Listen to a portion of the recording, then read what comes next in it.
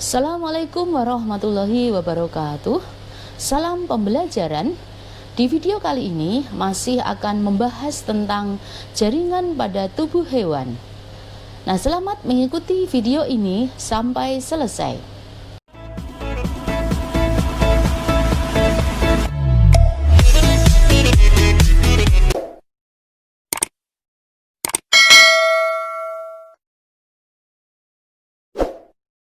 Perhatikan gambar daging merah di papan. Di video kali ini kita tidak akan membahas tentang kandungan zat makanan yang ada pada daging tersebut, melainkan kita akan membahas tentang struktur jaringan yang menyusun pada daging tersebut.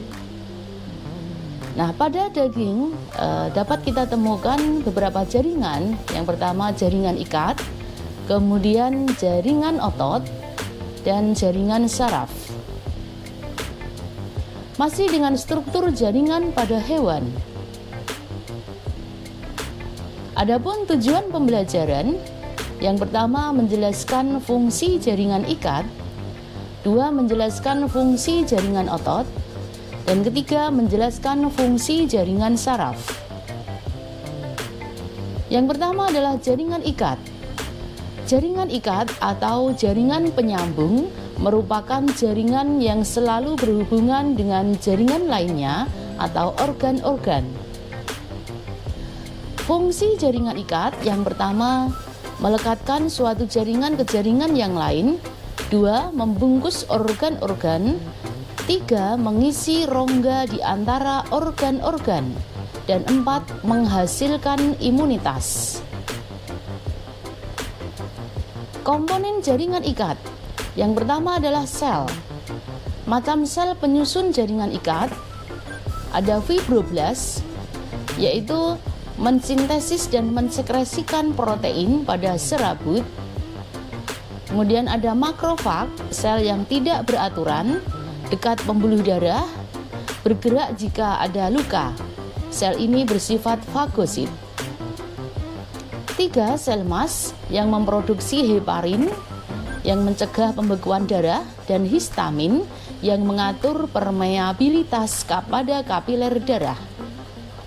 Dan sel lemak berfungsi untuk menyimpan lemak. Leukosit yang disebut juga dengan sel darah putih. Komponen jaringan ikat. Yang kedua adalah serabut atau serat penyusun. Serabut ada tiga macam. Yang pertama kolagen, ini disebut dengan serabut putih, paling banyak ditemukan, bersifat sangat liat dan ulet, dalam jumlah banyak berwarna putih. Contohnya adalah tendon. Dua, serabut elastin disebut juga dengan serabut kuning, bersifat lebih halus dan elastik atau kenyal, dalam jumlah banyak berwarna kuning. Contohnya pada bantalan lemak, pembuluh darah, dan ligamen. Dan yang ketiga adalah serabut retikulum, disebut juga dengan serabut jala karena bentuknya seperti jala. Merupakan serabut halus dan bercabang seperti jala, berfungsi menghubungkan jaringan ikat dengan jaringan lain. Contohnya adalah pada sistem saraf. Masih dengan komponen jaringan ikat, yang ketiga adalah zat dasar. Zat yang tidak beraturan atau amorf, bentuknya amorf atau tidak berbentuk, tidak berwarna dan homogen, tersusun atas molekul karbohidrat, protein, dan air. Zat dasar berfungsi mengisi ruang antar sel dan serabut dari jaringan ikat. Macam-macam jaringan ikat dibedakan menjadi dua, yaitu jaringan ikat biasa dan jaringan ikat khusus.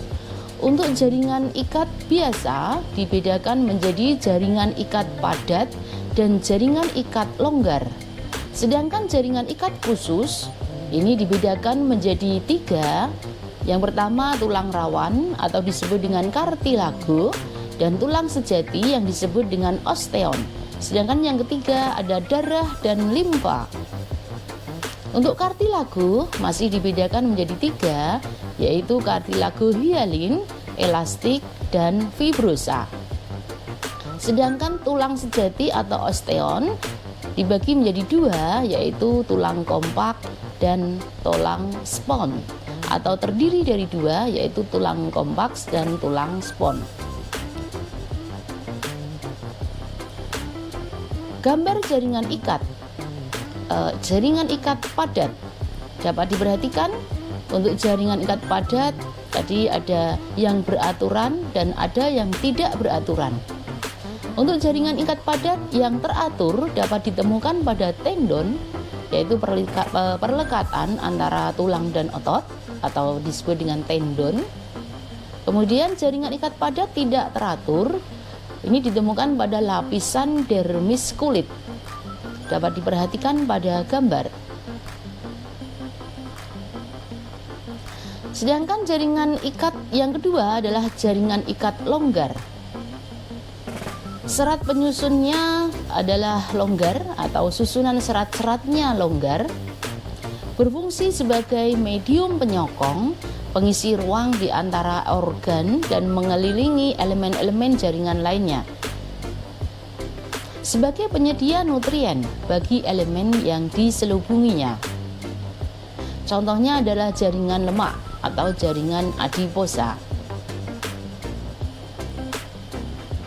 Macam-macam jaringan tulang rawan atau kartilago. Kita menginjak pada jaringan ikat khusus, yaitu kartilago. Dapat diperhatikan pada gambar kartilago ada 3, yaitu hyalin, fibrosa, dan elastik atau elastis. Untuk tulang rawan yang pertama hyalin, ini mengandung serabut kolagen yang halus, ditemukan di cakra epifisa, ujung tulang rusuk, dan permukaan tulang pada persendian. Yang kedua, tulang rawan elastis, ini mengandung serabut yang elastis dan kolagen, terdapat pada daun telinga, epiglotis, dan bronkiolus. Sedangkan tulang rawan fibrosa mengandung serabut kolagen yang padat dan kasar. Ditemukan pada simfisis pubis atau pertemuan pada tulang kemaluan. Berikutnya jaringan tulang khusus yang kedua adalah osteon atau tulang sejati. Dapat diperhatikan pada gambar. Tulang sejati merupakan jaringan ikat yang mengandung mineral. Jaringan tulang tersusun atas sel-sel tulang atau osteosit. Osteosit satu dengan yang lainnya dihubungkan dengan kanalikuli. Osteosit tersusun atas lapisan konsentris yang disebut dengan lamela. Tulang sejati mengandung matriks berupa serabut kolagen, mengandung bahan anorganik yaitu misalnya kalsium, fosfor, ada juga bikarbonat, sitrat, Mg, K, Na, dan hidroksiapatit. Mengandung osteoklas atau sel berukuran besar, menghasilkan enzim kolagenase yang berfungsi merombak tulang dan mengatur bentuk tulang. Berdasarkan ada tidaknya rongga di dalamnya, osteon dibedakan menjadi 2, yaitu tulang kompak. Dapat diperhatikan pada gambar ini tulang kompak sini. Tersusun atas sistem Havers. Nah, sistem Havers ini merupakan unit penyusun tulang dan tulang spon.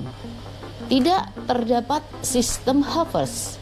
Tulang spon terdiri atas trabekula atau trabekula tulang yang saling berhubungan.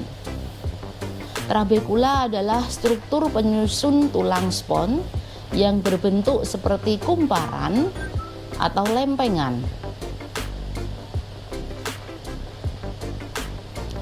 Jaringan ikat khusus berikutnya adalah darah.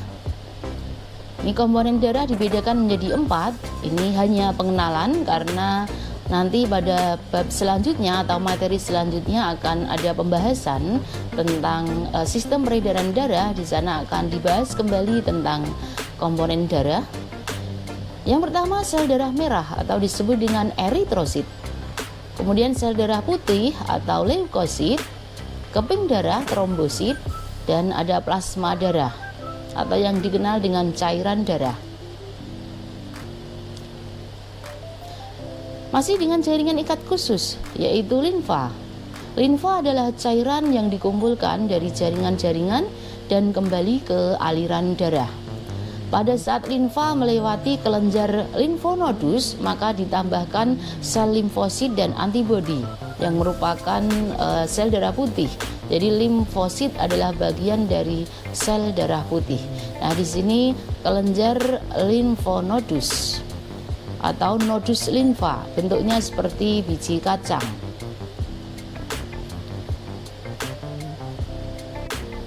Untuk berikutnya adalah jaringan otot.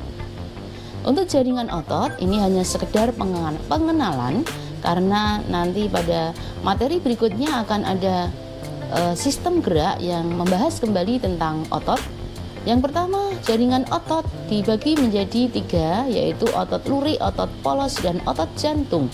Untuk otot lurik, ini otot yang melekat pada rangka, disebut juga dengan otot rangka. Ini bentuknya memanjang, ada banyak inti terdapat di tepi. Dapat diperhatikan pada gambar. Kemudian otot lurik ini sifatnya adalah otot sadar karena kerjanya di bawah kesadaran kita dan reaksinya cepat. Untuk sifat kerjanya adalah cepat lelah. Yang kedua, otot polos. Ini disebut dengan otot yang bekerja tidak di bawah kesadaran kita atau disebut dengan involunter. Sedangkan otot sadar disebut dengan volunter. Nah, ini banyak ditemukan pada alat-alat dalam, misalnya dinding usus dan pembuluh darah. Kemudian untuk bentuknya, ujung sel meruncing, inti berjumlah 1, letaknya di tengah. Nah, ini otot tak sadar atau otot tidak di bawah kesadaran kita. Kerjanya bersifat lambat namun tidak cepat lelah. Yang ketiga adalah otot jantung. Ini hanya ditemukan pada dinding jantung. Bentuknya bulat memanjang dengan ujung bercabang, mirip dengan otot lurik namun ada cabang. Ada banyak inti sel terletak di tengah. Nah, otot jantung ini juga otot tidak sadar. Sifat reaksi atau kerjanya lambat dan tidak cepat lelah. Ada tambahan lagi, yaitu bersifat kerjanya berirama. Dapat diperhatikan pada gambar. Ini bentuk otot polos, yang kedua ini otot rangka, dan yang ketiga adalah bentuk otot jantung.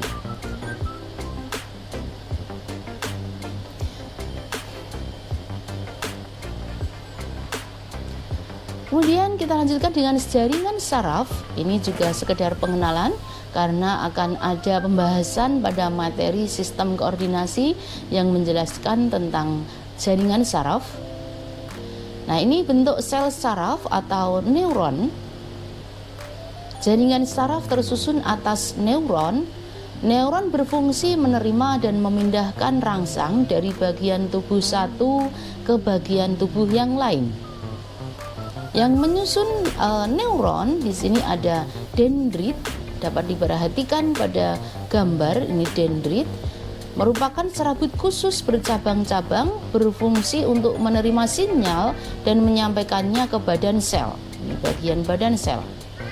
Kemudian akson. Akson adalah serabut panjang, ini serabut yang memanjang di sini, yang berfungsi menghantarkan impuls dari badan sel ke neuron yang lain atau menyampaikan respon ke organ efektor. Nah, di sini. Ini ujung akson di sini, ya. Nah, ini untuk sistem bagian jaringan saraf nanti dibahas kembali pada sistem koordinasi. Nah, demikian video kali ini. Sampai jumpa di video pembelajaran berikutnya dan terima kasih.